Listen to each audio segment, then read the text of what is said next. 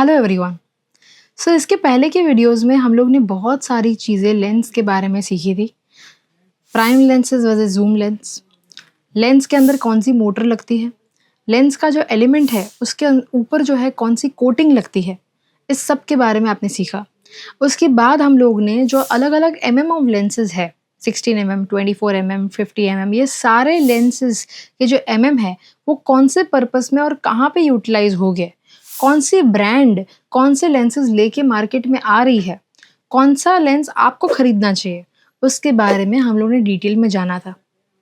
आज हमारा जो एपिसोड है ये इसके भी आगे बढ़ता है और सिर्फ टेली वाइड या जूम या फिर कह सकते हो प्राइम लेंसेज उसके तक हम सीमित नहीं रहेंगे और हम और आगे बढ़ेंगे। सो आज का हमारा जो एपिसोड है ये होगा कि कौन से प्रकार के लेंसेज मार्केट में अवेलेबल है। देखिए, अभी तक आपको पता था कि भाई टेली वाइड जूम वगैरह होता है, एक होता है मैक्रो लेंसेज। जितने भी प्रोडक्ट फोटोग्राफर, इंसेक्ट फोटोग्राफर या फिर टाइनी माइक्रो चीज़ें जो लोग कैप्चर करते हैं, उन सभी लोगों की रिक्वायरमेंट होती है मैक्रो लेंसेज। वेडिंग्स में हम लोग रिंग सेरेमनी का जो रिंग का अगर शॉट लेना है, सिर्फ रिंग का, उसके लिए हम लोग मैक्रो लेंसेज का इस्तेमाल करते हैं। इसका मतलब होता है कि जो चीज़ बहुत ही छोटी सी है पर अब इस छोटी सी चीज़ को आपको एनलार्ज करनी है और उस छोटी सी चीज़ की छोटी डिटेल्स को अगर आपको दिखाना है, उसके लिए मैक्रो लेंसेज का इस्तेमाल किया जाता है। फॉर एग्जाम्पल, अगर मेरे पास एक रिंग है तो उस रिंग के ऊपर डायमंड है, उस डायमंड के अंदर जो रेशे है, उस रेशों का भी अगर मेरे को कलर और उसका शार्पनेस अगर मेरे को देखना हो, जो मुझे अपनी खुद की आंखों से भी उतना शार्पली नहीं दिखेगा, वो चीज़ें आप मैक्रो लेंसेज के द्वारा कर सकते हो। मार्केट में अभी 50 का मैक्रो लेंस, 85 का मैक्रो लेंस और 100 का मैक्रो लेंस अवेलेबल है।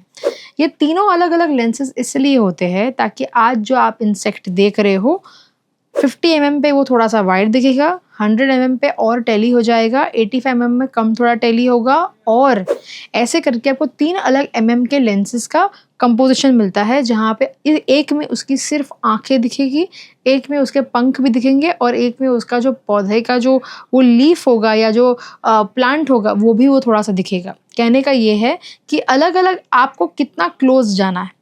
काफ़ी बार हमें एकदम क्लोज, मतलब अगर हमें वो जो सुई रहती है तो सुई के अंदर का भाग इतना का क्लोजअप में जाना है तो फिर हमको 100 में काम करना पड़ेगा। और हमें अगर कोई थोड़ी सी बड़ी चीज़, जैसे कोई प्रोडक्ट रहेगा जो 1-2 सेंटीमीटर का या 5 से 10 सेंटीमीटर जितना बड़ा प्रोडक्ट रहेगा, उतना अगर शूट करना है तो उसके लिए हमारा 50 या 85 में काम हो जाएगा। आप usually as a product photographer, as a commercial photographer कैसा कंपोजिशन करते हो और किस प्रकार के प्रोडक्ट आपके पास आते हैं, उस बेसिस के ऊपर आपको जो है आपका डिसाइड करना है। अगर आप एक इंसेक्ट फोटोग्राफर हो, अगर आप माइन्यूट चीज़ें, छोटे छोटे जो हीरे होते हैं, हीरे की छोटी छोटी चीज़ें कैप्चर करते हो, छोटे छोटे हीरो को कैप्चर करते हो, तो आपको 100 का मैक्रो चाहिए रहेगा। आप कहोगे हमारे पास जो नॉर्मल लेंसेज होते हैं, इसमें और उसमें क्या फ़र्क होता है? हमारे जो लेंसेज अभी अवेलेबल हैं, उसके अंदर जो है एक लिमिट होती है, ठीक है?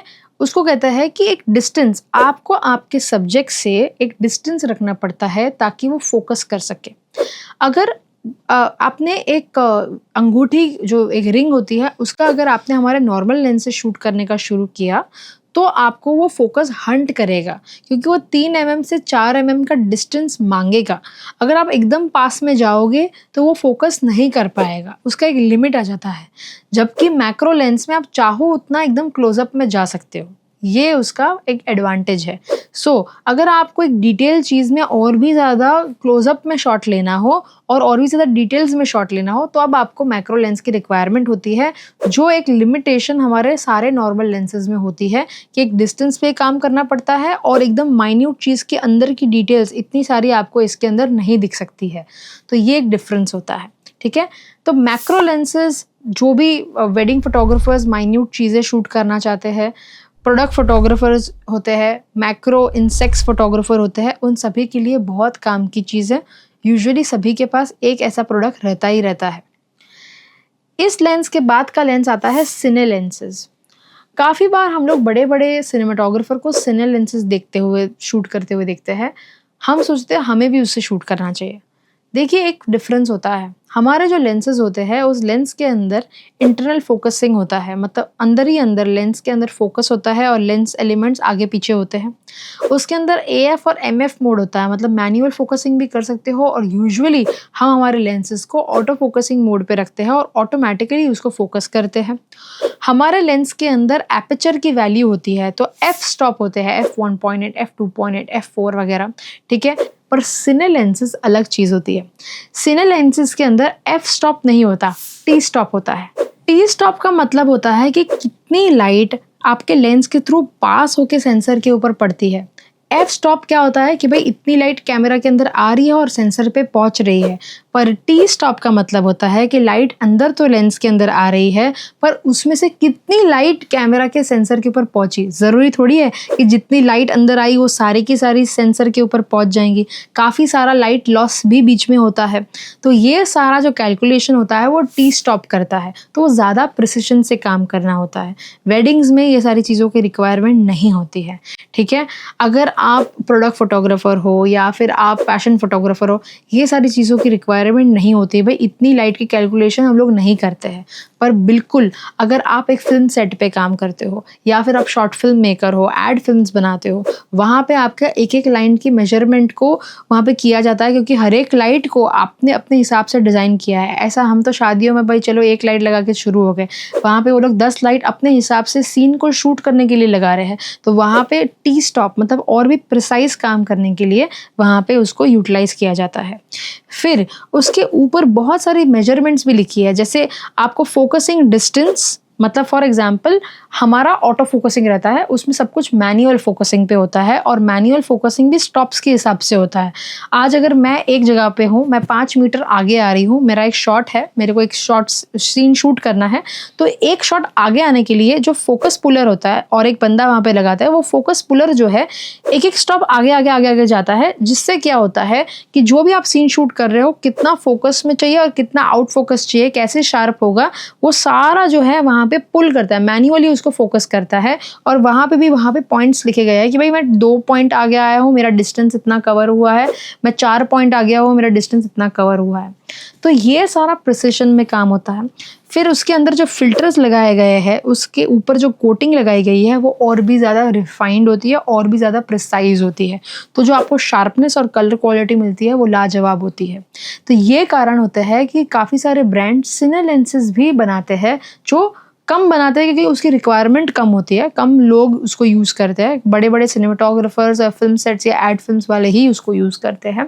सो सिने लेंसेज़ वहाँ पे काम में आता है। एज़ अ वेडिंग फोटोग्राफर हमारी इच्छा होती है हम उसको यूज़ करें, पर हमारे कोई काम का नहीं है वो, क्योंकि वो हमारे इसमें बैठता ही नहीं है।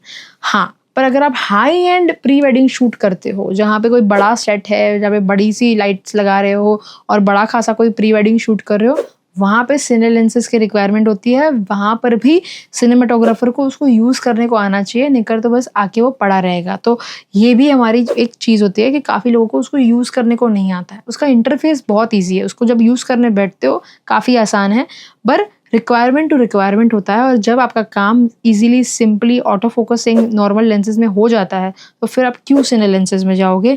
इस प्रश्न का उत्तर भी बहुत सिंपल होना चाहिए कि भाई क्वालिटी मेरे को इतनी चाहिए, इसीलिए मैं उसमें जाना चाहता हूँ, पर कितना, ये सारी मेजरमेंट आपके माइंड में होना चाहिए। इसके बाद का एक बहुत ही इंटरेस्टिंग लेंस है, वो है टिल्ट शिफ्ट लेंस। हमारे जो भी लेंस होते हैं उसमें जो डेप्थ मिलता है वो पीछे बैकग्राउंड ब्लर करता है और आगे का जो फोरग्राउंड है उसे ब्लर करता है। टिल्ट एंड शिफ्ट लेंस ऐसा लेंस है जो ऊपर और नीचे ब्लर करता है, मतलब आपका ऊपरी भाग और नीचा जो भाग है वो ब्लर करता है और बीच में जो सब्जेक्ट है उसे वो शार्प रखता है। तो कहने का ये है कि जब आपको ऊपर से और नीचे से ब्लर चाहिए, जो आपको कोई लोकेशन जब आप शूट करते हो तो उसमें कोई इंटरेस्टिंग डेप्थ्स दिखानी हो, या फिर कपल को जब आप शूट करते हो तो आपको ऊपर का नीचे का कुछ एक सा इंटरेस्टिंग शॉट लेना हो, ये काफ़ी क्रिएटिव ये है, लेंस है। बहुत कम जगहों पे यूज़ होगा और बहुत ही कम पर्पस के लिए यूज़ होगा, पर जब आप उसको यूज़ करते हो तो आपको लगता है कि यार कुछ नया शूट किया, कुछ नया एंगल लग रहा है, कैसे किया होगा ये, कैसे ऐसे ब्लर किया होगा। ये सारी चीज़ें टिल्ट एंड शिफ्ट से होती है, जहाँ पे फॉर एग्ज़ाम्पल अभी अगर आप मेरे को टिल्ट एंड शिफ्ट लेंस से शूट करो तो फिर ये जो भाग है ये ब्लर होगा, ये वाला भाग ब्लर होगा और मेरी आंखें शार्प रहेगी। मतलब ये पूरा का पूरा भाग ब्लर हो जाएगा। ऐसा नहीं कि बैकग्राउंड ब्लर हो रहा है, ये पूरा ब्लर हो जाएगा, ये नीचे वाला ब्लर होगा और बीच में मैं जो यहाँ पे हूँ इतनी मैं शार्प में रहूँगी। तो ये सारी जो क्रिएटिव शॉट्स है वो सारी चीज़ें आप टिल्ट एंड शिफ्ट लेंस से यूज़ कर सकते हो, ठीक है। इसके बाद का चौथा लेंस जो इंटरेस्टिंग लेंस है वो है एनामॉर्फिक लेंसेज। एनामॉर्फिक लेंसेज का मतलब है कि जो भी सीन आप शूट करते हो उसमें जहाँ जहाँ पर भी लाइट्स आती है, ठीक है, वो सारी लाइट की जो रेज है वो पूरी ब्लू कलर की एक रे बन जाती है जो स्टार्ट टू एंड पे हो जाती है। अभी आप जो लाइट देख रहे हो उसमें रेज आती है, ऐसी लाइट की रेज होती है, पर इसमें पूरी ब्लू कलर की लाइट आती है, ब्लू कलर का रे बन जाता है। और इतना नहीं, पूरा जैसे अभी अगर मेरे पीछे ये दो लाइट्स रखी है येलो वाली, अगर मैंने अभी एनामॉर्फिक लेंस लगाया होता तो उसका लाइट में से ब्लू कलर का एक रे आ रहा था जो यहाँ तक स्प्रेड हो जाता। तो ये मेरे पूरे सीन में यहाँ पे ब्लू रे स्प्रेड हो जाते हैं वो दो लाइट के वजह से। आप कहोगे कि ऐसा लेंस मैं क्यों यूज़ करूँगा? अगर आप कोई ऐसा सीन शूट कर रहे हो जहाँ पे रात का अंधेरा है और सारी स्ट्रीट लाइट्स है और एक लड़की चल के आ रही है, तो ऐसी सारी जगहों पे जहाँ पे स्ट्रीट लाइट्स को हमको पूरा ब्लू ब्लू, पता है वो ऐसी सीन होती है, सिनेमैटिक सीन होता है जहाँ पे वो पूरी लाइट के रेज आ जाते हैं। तो अगर मेरे को ऐसा कोई सीन शूट करना है जहाँ पे मेरे को पूरे ब्लू रेज चाहिए, वो आपको एनामॉर्फिक लेंस में मिल जाता है। एनामॉर्फिक लेंस का और एक सबसे बड़ा बेनिफिट ये भी होता है कि उसमें जो कंपोजिशन होता है हमारा 16:9 का रेशियो होता है, उसमें आपको और भी वाइड रेशियो मिल जाता है। तो आप जब उससे जो भी शूट करते हो, जब एडिट करने बैठते हो, तो अब वो 16:9 नहीं होगा, वो 16:9 में और भी वाइड फ्रेम शूट होती है। काफ़ी सारी बड़ी-बड़ी फ़िल्म्स का अगर आपको एकदम अल्ट्रा एचडी व्यू देखना हो, उसके लिए भी एनामॉर्फिक लेंस का इस्तेमाल किया जाता है। रेक्टेंगल शेप में वो पूरा ऐसे शूट करता है और काफ़ी ब्रॉड शूटिंग आपकी होती है। तो ऐसे अलग-अलग इंटरेस्टिंग लेंसेज़ के बारे में आज हम लोग ने बात की। आगे चल के भी हम बहुत ही डेप्थ में बात करने वाले हैं। आप कहोगे कि भाई बहुत सारे इफ़ेक्ट्स हैं और भी बहुत सारी चीज़ें हम लेंस का कमाल देखते हैं, वो कहाँ होता है? वो लेंस में नहीं होता, वो लेंस के फ़िल्टर्स में होता है। तो आगे चल के हम उसके बारे में भी बात करेंगे। पर फ़िलहाल आज के इस एपिसोड के लिए इतना ही। आई होप आपको आज का ये वीडियो पसंद आया होगा। अगर आया है, like share and subscribe to our channel. हमारा एक फोटोग्राफी का कोर्स है जिसमें आप एनरोल भी कर सकते हो। Thank you so much everyone. See you soon.